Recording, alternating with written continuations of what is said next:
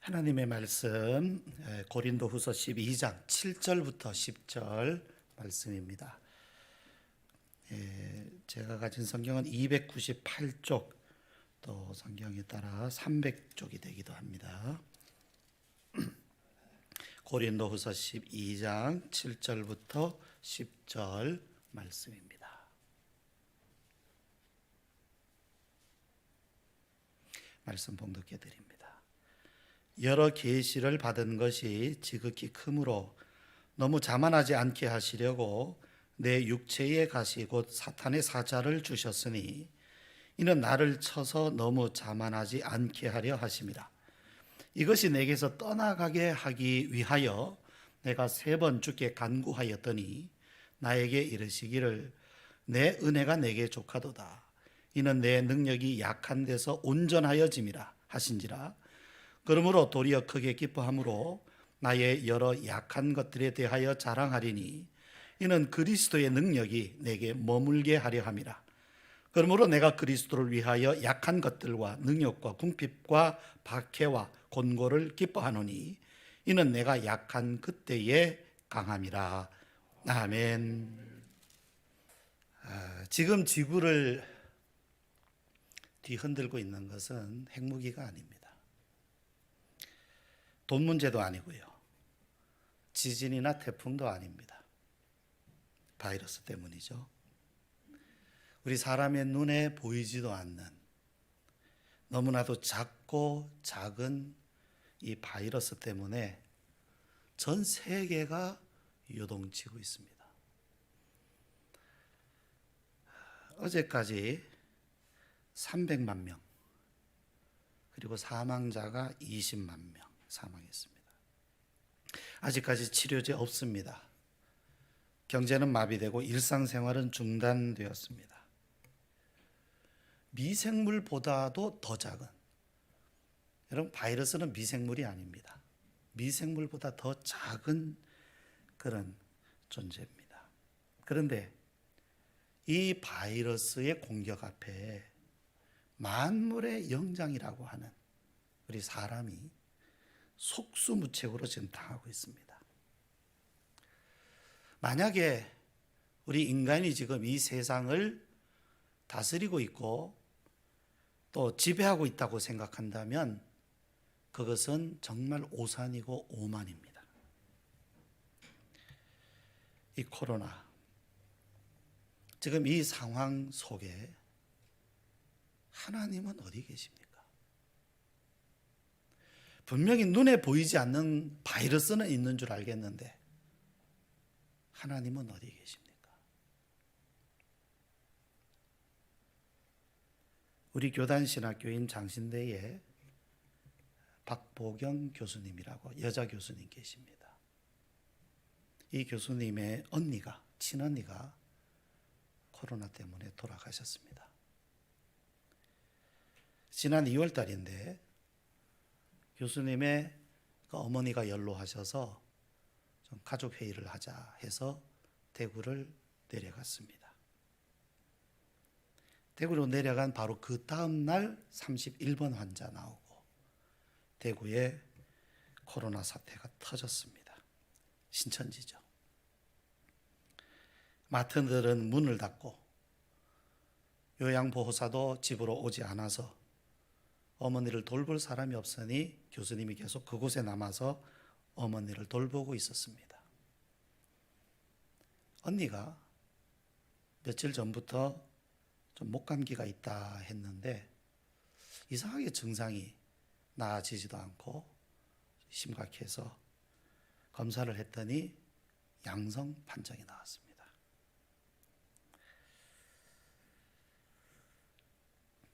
하지만 그 당시 대구에는 이 병원에 병상이 없어서 입원을 할 수가 없었습니다.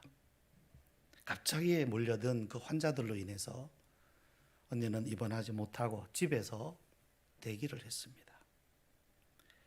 그런데 점점 더 증상이 심해져서 119를 불렀는데 병원까지 갔다가 다시 돌아왔습니다. 점점 호흡곤란이 왔습니다. 다시 119를 불렀습니다. 병원 갔습니다. 병원에서 다시 돌려보냈습니다. 하는 수 없이 구급차 안에서 인공호흡기를 한 채로 거기서 병상이 나기를 기다렸습니다. 그러던 중에 기적처럼 병상이 났어요. 자리가 났습니다. 입원을 했습니다. 입원한 지 1시간 후에 연락이 옵니다. 너무 늦었습니다.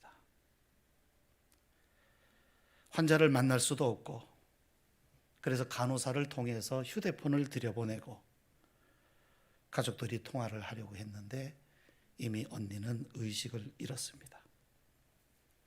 가족들이 목소리로, 전화기를 통해서 목소리를 언니에게 들려주었습니다. 그것이 마지막이었다고 합니다. 감기 같은 증상이 나타난 지 불과 일주일도 채 되지 않아서 언니는 세상을 떠났습니다. 하나님 어디 계십니까? 사실 우리들은 서울에서 확진자 수가 늘어나고 있는 것을 우리는 숫자로만 세면서 안타까워하고 있을 때, 대구에서는 전쟁 같은 비극이 일어났던 것입니다. 분명히 우리는 약하지만 하나님은 강하시다고 그렇게 성경에 말씀하고 있습니다. 그런데 지금 보면 우리 사람의 약한 것은 보이는데 하나님의 강하심은 보이질 않습니다.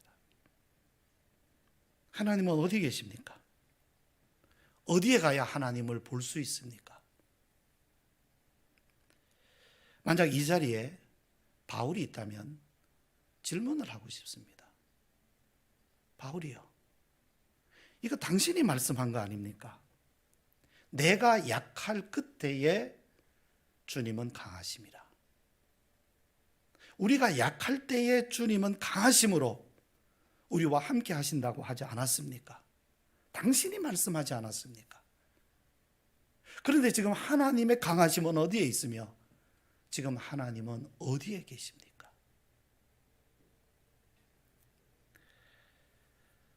바울에게는요, 육체의 가시가 있었어요.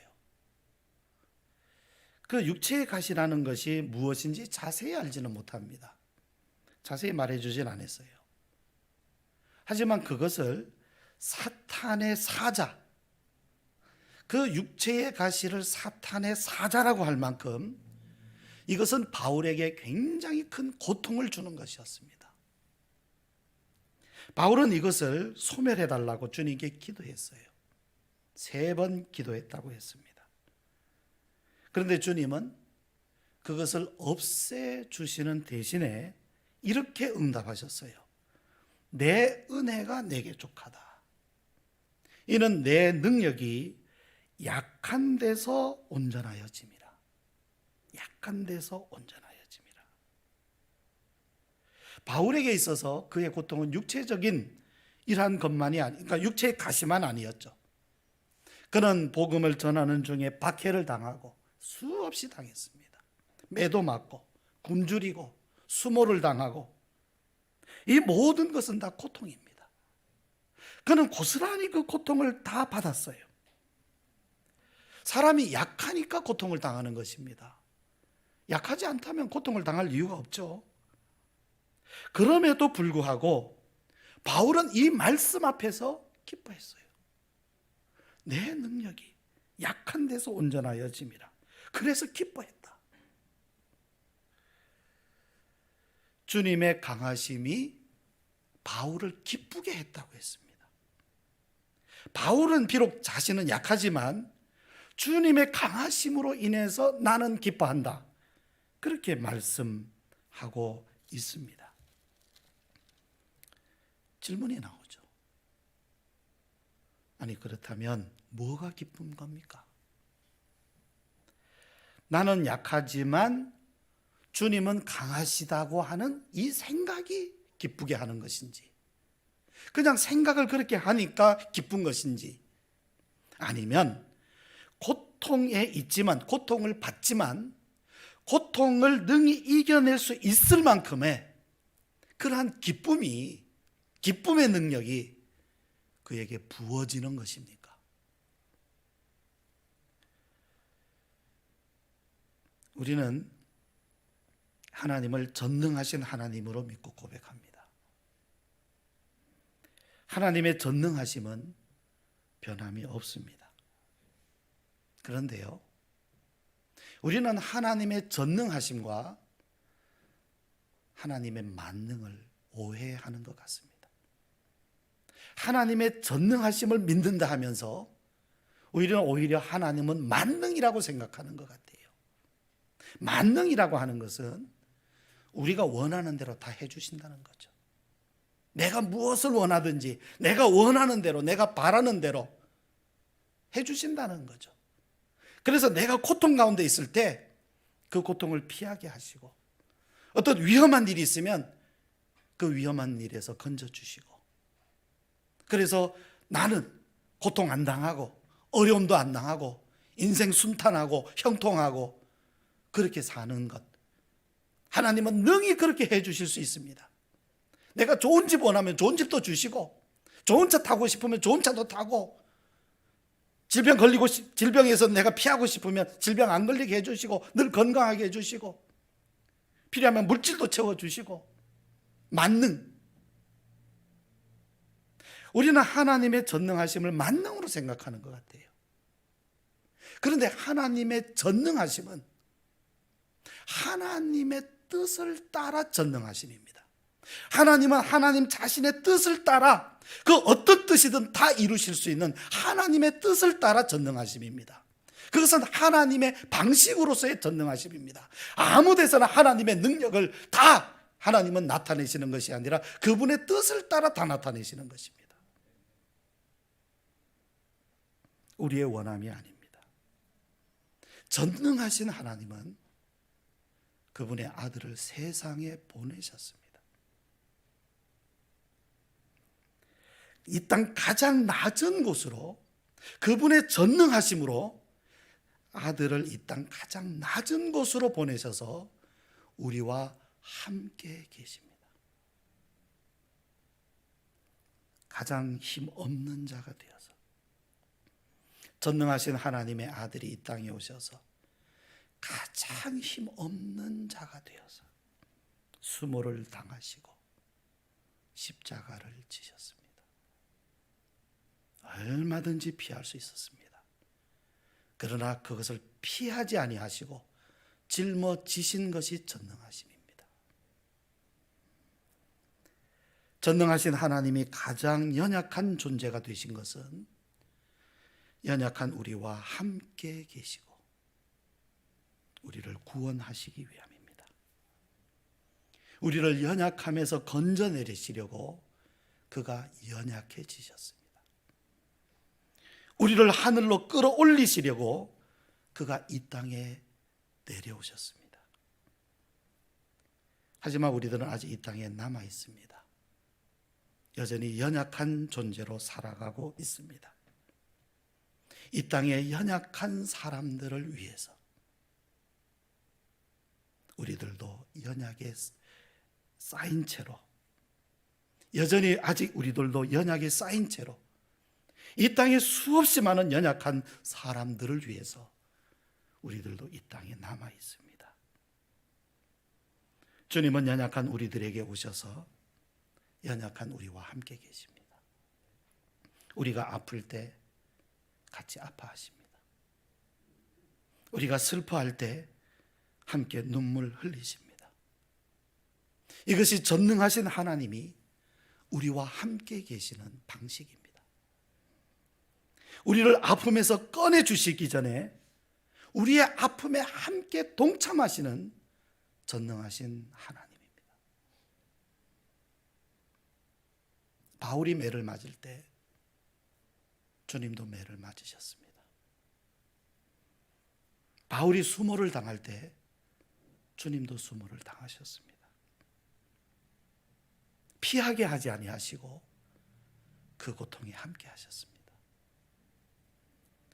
주님은요, 주님과 성도를 분리하지 않으십니다. 주님과 교회를 분리하지 않으십니다. 바울이 회개하기 전이죠. 그가 다메섹으로 갈 때 주님을 만났습니다. 그때 바울은 이름이 사울이었죠. 교회를 핍박하고 있었어요. 그때 주님께서 바울에게 하신 말씀이 사울아 사울아 왜 너가 나를 핍박하느냐. 바울이 언제 예수님을 핍박했습니까? 교회를 핍박했죠. 그런데 주님께서는 왜 네가 나 믿는 사람들을 교회를 핍박하느냐 하지 않으시고 왜 나를 핍박하느냐 하셨어요. 교회는 주님의 몸입니다. 주님은 교회와 분리하지 않으십니다. 교회를 곧 자신으로 여기시는 것입니다. 왜 나를 핍박하느냐? 주님은 교회와 함께 계십니다. 교회로 하여금 박해를 피하게 하지 않으셨어요. 그 박해를 당하게 하셨어요. 그러나 그 박해에 주님이 함께 하셨어요. 바울은 자신의 약함 속에 주님이 함께 계신 것으로 인해서 기뻐한 것입니다. 고통을 피한 것이 아니라 주님이 바울로 하여금 고통을 피하게 하신 것이 아니라 바울과 함께 하심으로 인하여서 그 고통을 기쁨으로 이겨내게 하셨어요. 그래서 바울은 그 수 없는 고통 중에도 낙심하지도 포기하지도 않고 끝까지 그의 사명을 다하면서 살았습니다. 장진대 박보인 교수님 언니가 코로나에 감염이 되고 병원을 찾지 못해서 발을 동동 구르고 입원한 지 불과 1시간 만에 의식을 잃고 숨을 거둘 때 주님은 어디에 계셨습니까? 주님은 그곳에 함께 계셨습니다. 그와 아픔을 함께 하시고 그가 숨을 거둘 때에 그의 영혼을 받으셨습니다. 가족들이 슬퍼할 때 그 슬픔에 주님도 함께 계셨습니다. 우리가 약할 때 주님의 강하심은 우리들로 하여금 고통과 죽음을 피하게 하시는 것이 아니라 주님이 우리와 함께 계심으로 우리가 주님과 함께하는 그 기쁨으로 말미암아 이겨내게 하시는 능력입니다. 그것은 주님이 우리와 함께 계심으로 전능하신 하나님이 우리와 함께 계심으로 이루어 가시는 일입니다. 기도드립니다. 하나님 어디에 계십니까? 우리들은 고통당하는 자리에서 이렇게 질문합니다.